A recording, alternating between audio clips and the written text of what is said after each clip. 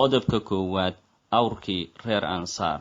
sida ku soo aroortay fi sunani abi daawuud iyo musnad imaamu axmed ayaa waxay ka soo warinayaan saxaabiga cabdillaahi ibnu jacfar radiallahu canhuma inuu nebigu calayhi salaatu wasalaam maalin uu galay beer uu leeyahay nin reer ansaar ah, waxaana ka hor yimi nebigii ilaahaye moxamed sala allahu calayhi wasalam awr oynaya oo ciyaya. dabadeedna nebigii ilaahay sala allahu calayhi wasalam ilmadii ayuu ka tirtiray, waanu aamusiiyey, waanu dejiyey awrkii. markaasuu wuxuu dhahay, yaa iskale awrkan? waxaa yimid wiil reer ansaar ah, wuxuuna yidhi, aniga ayaa iskale rasuulkii ilaahayow. nebigii ilaahayna wuxuu yidhi sala allahu calayhi wasalam, ilaahii ku siiye awrka kan miyaanad uga cabsanahaynin mayeedhaankan? wuxuu iiga cabanayaa inaad gaajaysiisid oo aanad dishid. sala allahu calayhi wasalam. qodobka labaad, mascagalaydii la hadashay nebiga sala allahu calayhi wasalam. imaamu tabari waxa uu soo saaray xadiis uu ka soo warinayo cabdillaahi bni cumar, wuxuuna yidhi, maalin nebigu sala allahu calayhi wasalam isagoo la fadhiya koox ka mida saxaabadiisii ayaa waxa soo qaabilay nin reer baadiye ah oo soo ugaadhay maskacagalay go-iisa ku sitaa. ninkii ayaa dadka weydiiyey, waa kuwama kooxdani? waxaa lagu yidhi, waa nebi maxamed iyo saxaabadiisii. ninkii ayaa yimi oo wuxuu dhahay, maxamedow dhegayso, haddii aanay qabiilkaygu aanay igu xaman lahayn inaan ahay nin degdega waan ku dili lahaa. kadibna cumar ibnu khadaab ayaa kaco ku yidhi, rasuulkii ilaahayow ii ogolow kanaan dile. nebigu sala allahu calayhi wasalam wuxuu ku yidhi, ninkii soo dhowow. ninkii wuxuu yidhi, laata iyo cusaan ku dhaartee kuma rumaynayo weligayo. dabadeedna intuu maskacagalaydii ka soo saaray go-iisii ayuu ku dhex tuuray meeshii oo wuxuu yidhi, mascagalaydaas oo ku rumaysa mooyaane weligay kuma rumaynayo. nebigii baa la hadlay maskacagaladii oo ku dhahay, maskacagalayow.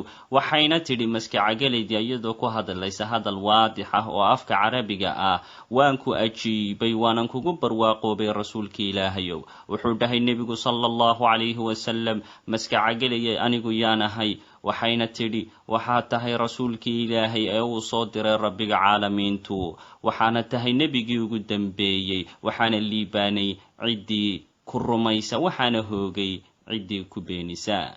ninkii reer baadiyaha ahaana halkaas ayuu shahaadadii iyo kelimadii xaq ahayd uu ku dhawaaqay, isagoo yidhi, laa ilaaha ila allah muxammadun rasuulullah. taasina waxay ka mid ahayd mucjisooyinkii nebiga sala allahu calayhi wasalam.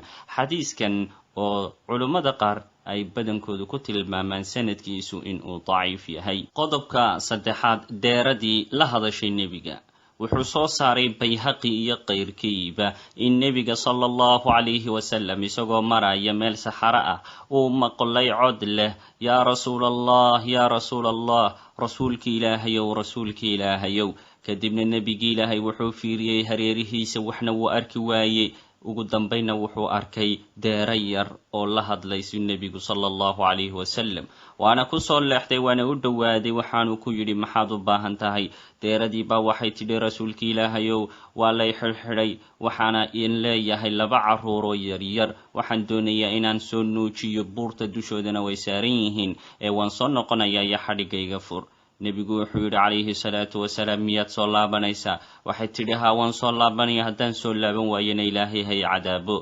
deeradii yarid xadhkihii baa laga furay, buurtiina way tagtay, wayna soo nuujisay ilmaheedii, kadibna way soo noqotay. nebiguna sala allahu calayhi wasalam halkii buu ku xidhay, waxaana yimi ninkii lahaa oo nin reer baadiye ahaa. wuxuuna dhahay, rasuulkii ilaahayo, miyaad u baahan tahay? wuxuu yidhi, haa. kadibna nebigu sala allahu calayhi wasalam waa la siiyey, waana sii daayey, wayna oroday deeradii yarayd oo ashahaadanaysa oo le laa ilaaha ila allah muxammadun rasuulullah. xadiiskan oo duruqyo badan ku soo arooray waxaa daciifiyey imaamu albani, kuna soo saaray silsilada daciifka ah ee imaamu albani. qodobka afaraad, shimbirtii la hadashay nebiga sala allahu calayhi wasalam. cabdillaahi bnu mascuud radia allahu canhu wuxuu yidhi, mar annagoo la soconay nebiga sala allahu calayhi wasalam safar ayaa waxaan soo marnay geed, waxaanan qaadanay shimbir dhasheedii. kadibna waxaa timi shimbirtii oo duulaysa iyadoo cadhaysan waxayna la hadashay nebiga sala allahu calayhi wasalam wuxuuna dhahay nebigu sala allahu calayhi wasalam tan yaa kaga argagixiyey oo ka qaatay carruurtoodii waxayna dhaheen saxaabadii annaka ayaa qaadanay wuxuu dhahay nebigu sala allahu calayhi wasalam u celiya xadiiskanna waxaa soo saaray abu daawud